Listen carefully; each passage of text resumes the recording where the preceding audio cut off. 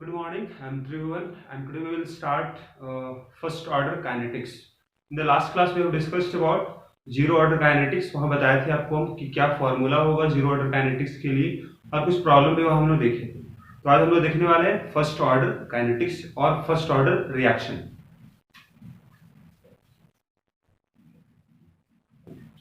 First order kinetics.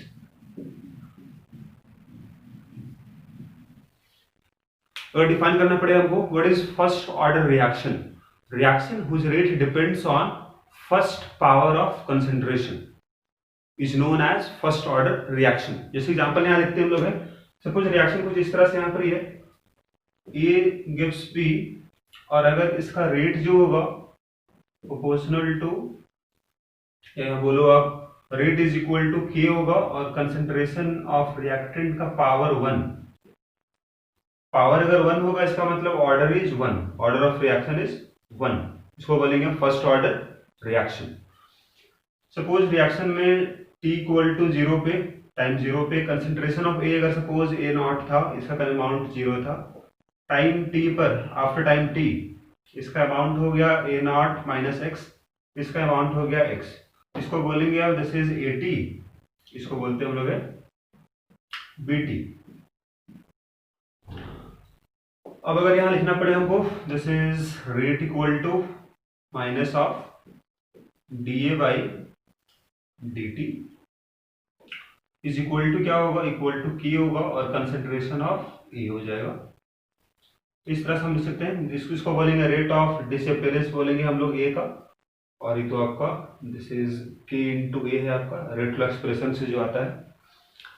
तो अब हम यहाँ पर इसको सॉल्व करने वाले हैं in terms of x. X को वैल्यू हम लोग निकालेंगे यहाँ पर ही ताकि हम ए नॉट माइनस एक्स निकाल पाए, कंसंट्रेशन ऑफ ए निकाल पाए हम लोग आफ्टर टाइम टी, और बी कितना बनेगा तो एक्स बनेगा. तो एक्स का वैल्यू हमको निकालना है इस वाले पार्ट में. ठीक है, देखो यहाँ पर आप तो minus d A by d t, इसको लिखो minus d by d t और यहाँ दिस इज फाइनल कंसंट्रेशन, ये इनिशियल कंसंट्रेशन होगा. तो यहाँ लिख सकते हो आप a t minus a not equal to यहाँ पर के होगा and this is concentration of ए होगा. तो इसको आप लिख दो concentration of a time t. फिर इसको आगे हम लोग सॉल्व करते हैं तो यहाँ वैल्यू पुट कर सकते हैं हम लोग this is D by d T. A t की वैल्यू क्या होगा, ए टी की वैल्यू यहाँ से पुट कर दो आप a not minus x. This is A not minus x minus a not equal to की हो जाएगा. ए टी की वैल्यू है this is A not minus x. तो यहाँ से आ जाएगा d by d t and this is d x by d t आ जाएगा, एक प्लस में होगा दिस इज की होगा ए नॉट माइनस एक्स. अब यहाँ पर देखो वेरिएबल को आप एक तरफ कर लो आप यहाँ पर ही, यहाँ वेरिएबल एक्स डी एक्स यहाँ भी एक्स है तो ये आपका हो जाएगा d x by A not minus x equal to k d t होगा. अब इसको आप इंटीग्रेट कर दो. जब टाइम 0 था उस समय x का वैल्यू 0, जब टाइम t हो गया उस समय x का value x. What is the integration of dx by A not minus x. इसका इंटीग्रेशन क्या होगा, तो इंटीग्रेशन सिंपल. अगर आप बात करते हैं इंटीग्रेशन ऑफ जैसे यहाँ पर देख लो आप, इंटीग्रेशन अगर dx बाई एक्स का होगा तो इसका इंटीग्रेशन का वैल्यू आएगा दिस इज ln x आएगा. ठीक है, ln x. और लिमिट अगर यहाँ पुट करते हैं सपोज x1 से लेकर x2 तक, तो यहाँ लिमिट पुट करना होगा हम लोग को x1 से लेकर x2 तक, और इस सॉल्व हो क्या आ जाएगा ln x2 minus ln x1. तो इस तरह से हम वैल्यू निकाल सकते हैं. इंटीग्रेट हम लोग करने के बाद वैल्यू पुट कर देंगे यहाँ पर ही, लिमिट का हायर लिमिट फिर लोअर लिमिट, ये आ जाएगा आपके पास. लेकिन यहाँ पर ही तो नीचे x के आगे भी यहाँ पर एक टर्म -1 है. कोफिशिएंट अगर बात करें यहाँ पर x का, यहाँ पर ही 1 था लेकिन यहाँ कोफिशिएंट -1 है. तो आपको यहाँ ध्यान रखना है कि अगर इंटीग्रेशन कुछ ऐसा होगा dx बाई सपोज इंटीग्रेशन यहाँ पे आ जाएगा 1 प्लस 2x का, अगर इसको इंटीग्रेट करने आपको करना पड़े आपको इसको x1 से लेकर x2 तक, तो अगर यहाँ पे 1 प्लस 2x है तो इसको इंटीग्रेशन भी इसी तरह से करोगे आप. जैसे यहाँ पर dx बाई x था, यहाँ पर dx बाई 1 प्लस 2x है, तो ये हो जाएगा इंटीग्रेशन इसका this is ln 1 plus 2x, limit put करोगे आप फ्रॉम x1 से लेकर x2 तक, और साथ ही जो कोफिशिएंट होगा वो डिवाइड किया जाएगा। तो यहाँ कोफिशिएंट 2 था x का, तो 1/2। तो इस तरह से हम इंटीग्रेट करते हैं। सिंपल है इंटीग्रेशन, ये आपका फिजिक्स में भी इस्तेमाल होता है। तो आइए हम यहाँ देखते हैं इस वाले पार्ट में। अगर इसको इंटीग्रेट करना पड़े हम लोग को, तो व्हाट वी गेट हियर, यहाँ हम लोग को मिल जाएगा this is ln a0 minus x, और लिमिट पुट करना होगा हम लोग को from x equal to 0 to x equal to x तक। अब कोफिशिएंट अगर -1 है तो आप यहाँ पर ही -1 से डिवाइड करो, या फिर यहाँ -1 आ जाएगा, इक्वल टू के कांस्टेंट बाहर आ जाएगा, और इंटीग्रेशन ऑफ dt t आएगा, लिमिट पुट करोगे आप यहाँ पर फाइनली kt आ जाएगा। फिर आगे हम बात कर लेते हैं इसमें, इसको हम पुट कर देते हैं लिमिट को, यहाँ पे आ जाएगा negative ln a0 minus x minus plus हो जाएगा ln a0, यहाँ पुट करोगे 0 तो केवल ln a0 रह जाएगा। तो इस तरह से आपका इक्वल टू यहाँ पर एक kt हो जाएगा। यहाँ जब k निकालते हो आप, किया जाएगा दिस इज 1/t, और ये पॉजिटिव में है, मतलब आप इसको लिखो ln a0 by a0 minus x लिख देते हैं हम लोग यहाँ पर, या फिर इसको लिख सकते हो 1/t ln a0 by at। This is the formula जो हम लोग को ध्यान में रखना है। This is very very important formula, और सारा problem, maximum problem first order का इसी फॉर्मूला से बनेगा। This is very very important formula. तो अब जैसे यहाँ पर ln फॉर्म में है, इसको आप चेंज कर सकते हो लॉग के टर्म्स में। हमको मालूम है रिलेशन, जैसे अगर कभी आपको चेंज करना पड़े, अगर ln x है, इसको चेंज करना लॉग में, मल्टीप्लाई करना होगा 2.303 से, और ये आपका log x हो जाएगा। हम इस तरह से चेंज कर सकते हैं ln को log के टर्म्स में। log में बेस होता है 10, और ln वाले में बेस होता है e, ठीक है। तो हम अगर इसको चेंज करना चाहते हैं log में, तो ये आ जाएगा k equal to 2.303 by t, this is log a0 by 80। So ये फॉर्मूला भी यही है, बस हम चेंज किए यहाँ पे ln को log के टर्म्स में। तो यहाँ पर इंपॉर्टेंट जो आपके पास है कन्वर्जन, जो हम यहाँ देखे हम लोग इस वाले पार्ट में, एक्चुअली ln जो है ना, इसको आप सिंपल लिखते हो log ये भी है, लेकिन ये बेस e होता है। अगर यहाँ आप लिखो सिंपल सा log x अगर लिखा हुआ है, सपोज यहाँ लिखा हुआ है ln x, तो क्या होगा, log x ही होगा, लेकिन बेस हो जाएगा e। अगर इसको आप सपोज हम लिखते हैं log, और जनरली हम log x क्या बोलते हैं हम लोग, this is equal to log होगा x, लेकिन बेस कितना होगा, 10 होगा। तो आपको इस चीज को ध्यान में रखना है कि कहीं अगर लिखा हुआ है ln x, इसका मतलब होगा log x, लेकिन बेस e होगा। कभी आपको लिखा हुआ है log x केवल, तो इसका मतलब होगा log x, लेकिन बेस होगा 10। और ये दोनों में क्या रिलेशन है, तो रिलेशन आपका यहाँ पर ही बस मल्टीप्लाई करना था 2.303 से। यहाँ बगल में फिर से एक बार हम लिख दे रहे हैं आपको, ln x इक्वल टू हो जाएगा 2.303 log x। इस रिलेशन को आपको ध्यान में रखना है। आइए हम देखें वैल्यू ऑफ आखिर x क्या आएगा। तो हम बात करेंगे इस वाले फॉर्मूला से, जहां पर x आपको दिख रहा है इस वाले पार्ट में, हमको x का वैल्यू निकालना है। आइए देखें। तो आप अगर यहाँ देखो ध्यान से, what is the formula, k is equal to मिला है आपको 1/t ln a0 by a0 minus x। अभी बोले आपको हम कि ln का मतलब क्या होगा, ln का मतलब हो जाएगा log ही है, बस बेस e है। यहाँ बेस अगर e है तो आप इसको लिख सकते हो, यहाँ पर एक क्रॉस मल्टीप्लाई कर लो, kt equal to ln a0 by a0 minus x हो जाएगा। और बेस अगर e है तो e का पावर kt हो जाएगा equal to a0 by a0 minus x। और यहाँ से अगर हम लिखते हैं तो आप यहाँ से लिख सकते हो a0 minus x is equal to, this is a0 e का power minus kt। A not minus x क्या होता है, AT होता है। दिस इज कंसेंट्रेशन ऑफ ए होगा टाइम टी पर, this is A not e का पावर माइनस के। तो एक तो आप ये फाइंड कर लिए, दूसरा हम निकालना हमको वैल्यू ऑफ एक्स भी निकालना हम लोग को है, तो आप यहीं से निकाल सकते हो। एक्स का वैल्यू कितना आएगा, एक्स का वैल्यू आ जाएगा, आप इसको सॉल्व कर लेते हैं हम लोग, तो ए नॉट 1 माइनस ई का पावर, दिस इज ई का पावर माइनस के टी। तो इस तरह से एक्स का वैल्यू भी यहाँ आपको निकल गया। तो ये कंसेंट्रेशन ऑफ ए हो गया टाइम टी पर कितना होगा, ये आपका एक्स का वैल्यू आ गया है आपके पास, और ये जनरल फार्मूला है। ये तीन फार्मूला आपके पास हो गया। अब हम बात करते हैं आखिर इसका लाइफ टाइम क्या आएगा और हाफ लाइफ टाइम क्या आएगा। तो यहीं पर हम देख लेते हैं लाइफ टाइम। तो हम डिफाइन तो कर ही चुके थे लाइफ टाइम क्या होता है। लाइफ टाइम का मतलब होता है कि वह टाइम जब कंसेंट्रेशन जो होगा ए का वो बिल्कुल खत्म हो जाएगा, जीरो हो जाएगा। तो यहाँ पे लाइफ टाइम अगर बोलते हैं हम लोग है कि t equal to life time में क्या होगा, ए टी इक्वल टू क्या होने वाला है, zero. This is the expression we get है। तो इसको आप नंबर भी कर सकते हैं हम लोग है, suppose this is expression number 1, इसको आप एक्सप्रेशन नंबर 2 करो, ये आप 3 कर देते हैं।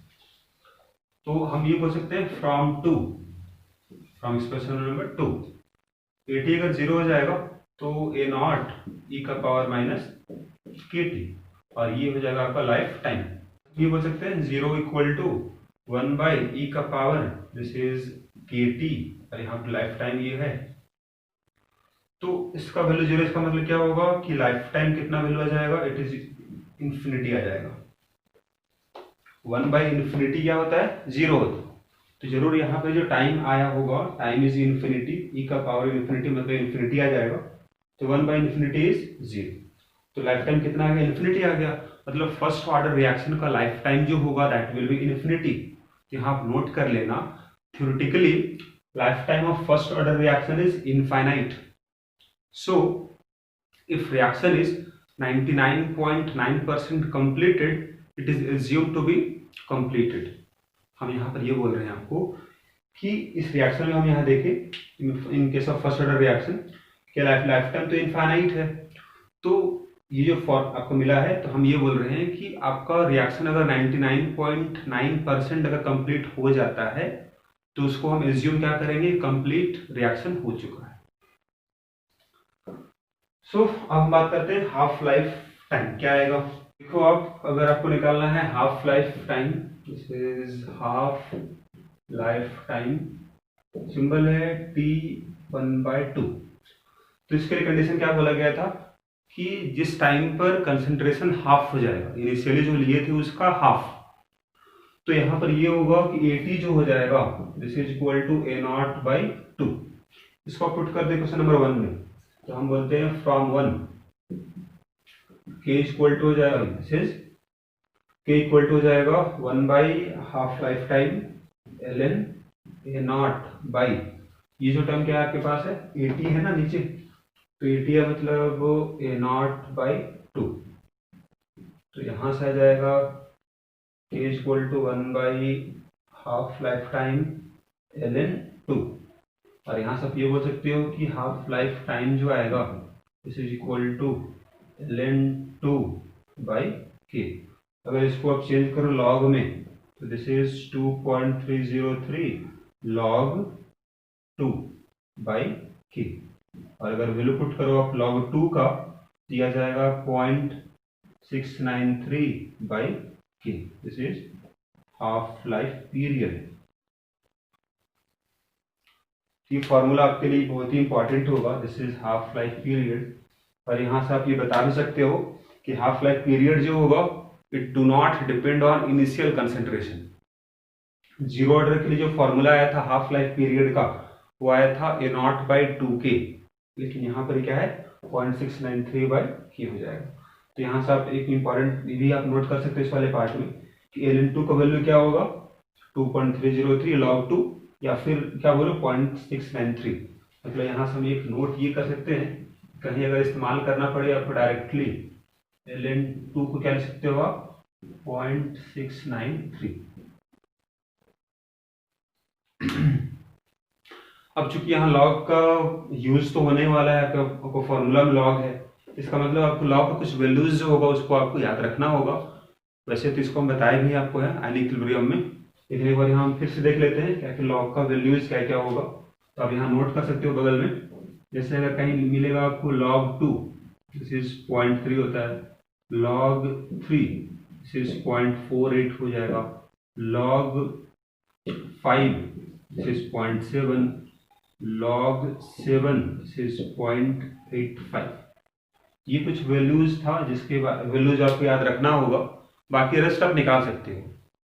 log 2 अगर मालूम है, log 3 मालूम है तो log 4 निकाल सकते हो आप, log 5 मालूम है log 6 का निकाल सकते हो आप log 2 log 3 की मदद से, log 7 मालूम है log 8 निकल जाएगा, log 9 निकल जाएगा, log 10 तो 1 होता है।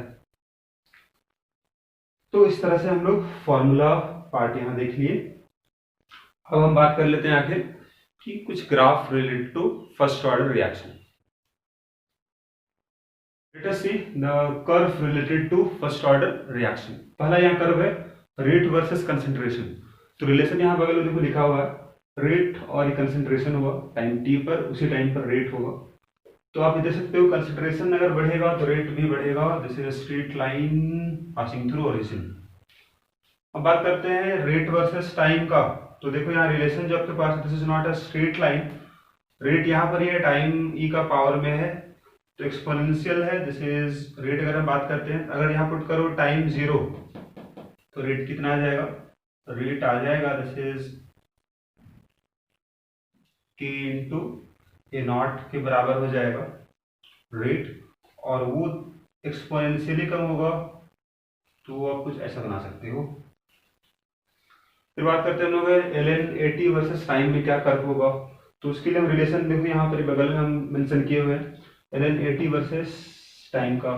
ये अगर इसको आप y मानते हो, this is mx plus c, this is equation of a straight line, और स्लोप माइनस के है तो स्ट्रेट लाइन होगा और कुछ ऐसा। और यहाँ जो पॉइंट होगा this one is time 0 put करो आप यहाँ पर ही, अगर ये 0 हो जाएगा टाइम 0 तो ln a नॉट के बराबर हो जाएगा। तो इनिशियली यहाँ पर पॉइंट आएगा ln a नॉट और वो डिक्रीज हो रहा है। Concentration of reactant versus time. तो concentration of reactant time t पर और टाइम पे रिलेशन यहाँ पर एक्सपोनेंशियल यहाँ पर भी है, तो ये भी कम होगा, तो ये भी वैल्यू यहाँ पर कम होने वाला है। टाइम जब पुट करो 0 ई का पावर 0 1 हो जाएगा, दिस इज ए नॉट से कम हो रहा है। नेक्स्ट बात करते हैं log 80 वर्सेस टाइम का कर्व। तो यही फॉर्मूला जो मिलेगा आपके पास, यहाँ इसको चेंज करना होगा लॉग में, लॉग चेंज करोगे तो मल्टीप्लाई करना होगा 2.303, यहाँ भी 2.303, तो 2.303 को अब जब शिफ्ट करोगे बगल में तो यहाँ पे log 80 रह जाएगा और k बाय 2.303 आ जाएगा, तो वो स्लोप हो जाएगा। ये भी स्ट्रेट लाइन ही होगा, बट यहाँ पर जो पॉइंट आएगा this is log a not हो जाएगा। इसका जो स्लोप आया था, इसका स्लोप आया था दिस इज माइनस के, ठीक है, इसका स्लोप हो जाएगा, इट्स स्लोप इज माइनस के बाई 2.303। फिर बात करते हैं consideration of product versus time का। यहाँ भी x है, x is consideration of product और टाइम t यहाँ पर ही है। एक्सपोनेंशियल कर्व है तो ये इंक्रीज तो होगा, एक्सपोनेंशियल इंक्रीज होगा। नाउ नेक्स्ट है अल्फा वर्सेस टाइम का। अल्फा आपको हम डिफाइन कर चुके हैं इन जीरो ऑर्डर काइनेटिक्स, और उसका फॉर्मूला बताए थे आपको। अल्फा क्या आएगा, तो कितना डिसोसिएट हो गया, मतलब मोल डिसोसिएटेड बाय कितना मोल लिया गया था। तो डिसोसिएटेड जो है आपका x होगा और कितना लिया गया था a नॉट है, दोनों का डिवाइड कर दो आप, x का वैल्यू यहाँ पर ही है x और डिवाइड कर दो इसको a नॉट से, a नॉट से डिवाइड कर दीजिएगा, क्या रह जाएगा 1 माइनस e का पावर माइनस के टी, तो वही यहाँ लिखा हुआ है 1 माइनस e का पावर माइनस के टी। तो अल्फा टाइम में क्या रिलेशन है, अल्फा है टाइम है, एक्सपोनेंशियल कर्व है इसका भी। तो यहाँ पर अगर हम बात करते हैं क्या कर्व इसका आएगा, तो इट्स कर्व इज, इसका अल्फा मैक्सिमम वैल्यू कितना होगा, अल्फा मैक्सिमम वैल्यू 1 हो जाएगा, तो इसका वैल्यू इंक्रीज होगा लेकिन वो इस तरह से आ जाएगा। इनफाइनाइट टाइम जब होगा तब अल्फा वैल्यू हो जाएगा 1। कंप्लीट डिसोसिएट कब होगा, इनफाइनाइट टाइम पर। Now half life time versus initial concentration में क्या कर पाएगा, तो हाफ लाइफ टाइम का रिलेशन है, देखो यहाँ भी, यहाँ डिपेंड ही नहीं करेगा इनिशियल कंसंट्रेशन पर, मतलब इसका वैल्यू जो होगा this will be constant parallel to y axis. So आइए हम लोग देखते हैं कुछ एग्जांपल फर्स्ट ऑर्डर रिएक्शन का। पहला होगा all problem related to radioactivity, इसको हम पढ़ते हैं न्यूक्लियर केमिस्ट्री में, जहां पर ही एटम डिकम्पोज हो जाएगा, नया एटम्स बन जाएगा। नेक्स्ट बात करते हैं growth and decay of bacteria, bacteria का ग्रोथ और साथ ही डीके दोनों ही क्या फॉलो करेगा, फर्स्ट ऑर्डर काइनेटिक्स। नेक्स्ट है इन्वर्जन ऑफ केन शुगर, ये आपका सुक्रोज का फॉर्मूला है, इसका हाइड्रोलिसिस हो रहा है यहाँ पर ही, it form glucose and fructose. क्यों बोलते हैं इसको हम इन्वर्जन, ये आपको बताएंगे हम बायोमोलिक्यूल चैप्टर में। अभी के लिए बस ध्यान रखो रिएक्शन ये हो जाएगा। नेक्स्ट है acidic hydrolysis of ester, this is ester, इसको जब हाइड्रोलाइज करोगे रिएक्शन विद वाटर होगा, it will form acetic acid and alcohol, तो ये भी फॉलो करता है फर्स्ट ऑर्डर काइनेटिक्स। नेक्स्ट है आपका ये reaction, this is benzene diazonium chloride, ये रिएक्शन पढ़ना आपको है ऑर्गेनिक केमिस्ट्री में अमीन्स में। तो डिकम्पोज हो रहा है यहाँ पर ही, this is nitrogen gas release हो रहा है, N2O5 NO2 प्लस O2, ये सब रिएक्शन जो होगा this are examples of first order reaction. और नेक्स्ट देखने वाले हैं characteristic of first order reaction. So next one characteristic of first order reaction, one by one. पहला यहाँ पे कैरेक्टरिस्टिक होगा equal fraction of reactant react in equal time interval. तो formula भी बताया था आपको फर्स्ट ऑर्डर काइनेटिक्स का, what is the formula, formula was this is K is equal to 1/T ln A0 by AT, this is the formula for first order kinetics. तो यहाँ देखो अब दिस इज द फ्रैक्शन ना, A0 by AT is what, this is fraction of reactant, पहले कितना था बाद में कितना है, this is time, this is rate constant. तो यहाँ सब ये बोल सकते हो T इक्वल टू 1/K हो जाएगा ln A0 by AT, या फिर आप यहाँ से भी बता सकते हो सिंपल सा कि टाइम अगर इक्वल होगा, इक्वल टाइम इंटरवल अगर होगा, मतलब अगर T का वैल्यू अगर इक्वल है तो फ्रैक्शन अगर हम बात करते हैं कितना लिया गया था और कितना रह गया टाइम T के बाद, उसका जो फ्रैक्शन आएगा, तो इसके लिए हम एग्जांपल की मदद से इसको हम बता रहे हैं। एग्जांपल यहाँ पर देख लो, तो देखो आप ये एक एग्जांपल है जहाँ पर ये कंसंट्रेशन ऑफ रिएक्टेंट किस तरह कम है उसको हम दिखा रहे हैं। पहले सपोज 100 मोलर था या 100 मोल था, कुछ समय के बाद 90 मोल हो गया, कुछ समय के बाद 81 मोल हो गया, फिर 72.9 मोल हो गया, 65.6 मोल हो गया। ये जो है डिक्रीज धीरे धीरे हो रहा है कंसंट्रेशन आपका, या फिर मोल धीरे धीरे कम हो रहा है। हम बात कर रहे हैं सपोज टाइम का, क्या फ्रैक्शन क्या आएगा इस वाले पार्ट का, A0 by AT। यहाँ से यहाँ जब रिएक्शन हुआ इनिशियली सपोज 100 था, बाद में हो गया 90, this is A0 by AT हम फाइंड करने वाले हैं। तो वैल्यू कितना आएगा, दिस इज इक्वल टू 10/9 आएगा। तो यहाँ से यहाँ जब रिएक्शन हुआ तो टाइम जो लगने वाला टाइम निकाल सकते इस फॉर्मूला से हम 1/K होगा ln A0 by AT की वैल्यू निकाल चुके 10/9, तो यहाँ पुट करेंगे तो आपका T का वैल्यू आ जाएगा। तो सपोज यहाँ से टाइम लग रहा है T टाइम लग रहा है। अगर बोले हम कि सपोज 90 जब हो गया, 90 के बाद 81 जब होगा, तो हम जब उसको फाइंड करते हैं कितना इसका फ्रैक्शन आएगा, हम बात कर रहे हैं 90/81 कितना आएगा। फिर से यहाँ का सॉल्व करते हैं हम लोग, ये आ जाएगा 10/9, मतलब फिर से जब निकालेंगे A0 by AT हम लोग, तो वैल्यू कितना आएगा, सेम ही वैल्यू आ रहा है यहाँ से यहाँ भी, मतलब अगर यहाँ सेम वैल्यू पुट होगा तो टाइम भी सेम ही आएगा, यहाँ पे टाइम T ही होगा। फिर यहाँ से यहाँ फाइंड करके देखो आप क्या आएगा, A0 by AT, फिर से A0 by AT निकालते हैं हम लोग, 81/72.9, यहाँ से कितना टाइम लगा होगा, फिर से उसको सॉल्व करो आप, दिस इज 10/9, इसका मतलब फिर से होगा यहाँ पे टाइम T ही लगेगा। इसी तरह से यहाँ जब सॉल्व करते हो प्रॉब्लम को 72.9 65.6 A0 by AT, तो फिर से कितना आएगा 10/9 ही आएगा, टाइम कितना लगेगा T ही लगेगा। तो यहाँ आप ये बता सकते हो कि इक्वल फ्रैक्शन हम बात कर रहे हैं, टाइम जो सेम टाइम में अगर हम बात करते हैं तो इक्वल फ्रैक्शन रिएक्शन कर जाएगा रिएक्टेंट का। बात करते हैं नेक्स्ट पॉइंट हम लोग, नेक्स्ट पॉइंट होगा half life time is independent of initial concentration, बिल्कुल सही।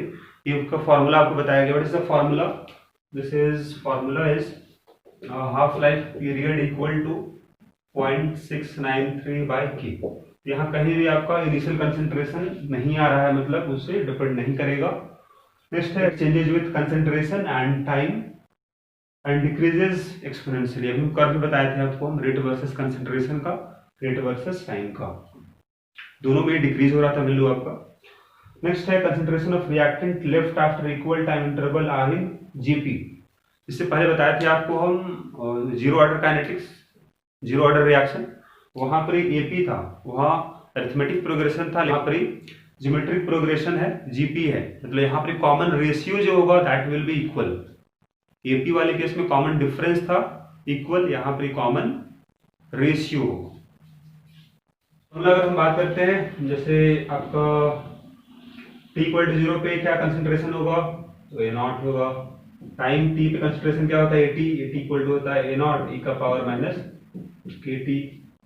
अब हम बात करते हैं t इक्वल टू 2t पे कंसेंट्रेशन कितना होगा, यहाँ इसका फॉर्मूला बताया गया था, a t equal to a not e का पावर माइनस के टी।